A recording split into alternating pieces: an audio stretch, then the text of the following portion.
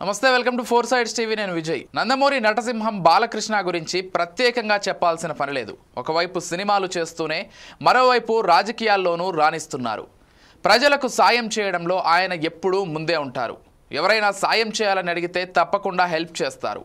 అందుకే హిందూపురంలో వరుసగా హ్యాట్రిక్స్ విజయాన్ని అందుకున్నారు. పేదల పక్షపాతిగా పేరు సంపాదించుకున్నారు. ఆయన మాటలు కొంచెం కరుకుగా ఉన్నా ఆయన మనస్సు మాత్రం వెన్నలాంటిది.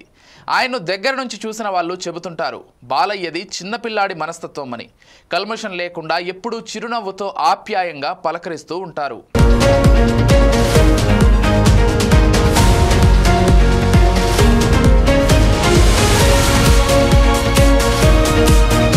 రీసెంట్గా తెలంగాణలో కురిసిన భారీ వర్షాలతో రైతులు పెద్ద ఎత్తున నష్టపోయారు.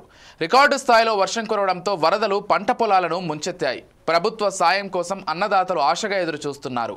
ఇలాంటి టైంలో నేనున్నాను అంటూ బాలయ్య ముందుకు వచ్చారు. రైతులకు తన వంతుగా 50 లక్షల ఆర్థిక సాయాన్ని CMRFకు అందజేసి గొప్ప మనస్సు చాటుకున్నారు.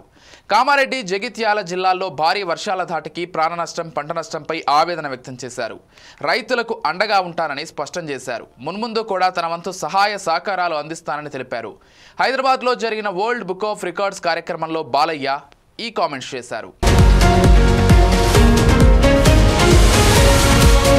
తెలంగాణలో ఎడతెరిపి లేకుండా కురిసిన భారీ వర్షాల కారణంగా కామారెడ్డి జిల్లా అతలాకుతలమైంది. వరద ప్రవాహం కారణంగా చెరువులు, వాగులు, వంకలు పొంగిపొర్లి రవాణా వ్యవస్థ పూర్తిగా స్తంభించింది.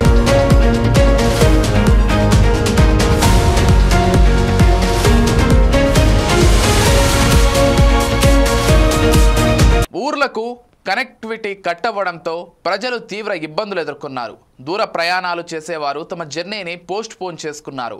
ఇప్పుడిప్పుడే వరద ప్రభావిత ప్రాంతాలు కోలుకుంటున్నాయి. ప్రజలు యథావిధిగా తిరుగుతున్నారు. బస్సులు, ట్రైన్లు నడుస్తున్నాయి.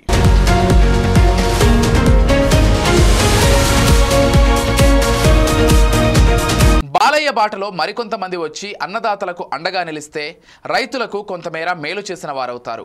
కర్షకుల విషయంలో ప్రతి ఒక్కరూ మానవత్వంతో స్పందించాలని ప్రజలు సైతం కోరుకుంటున్నారు.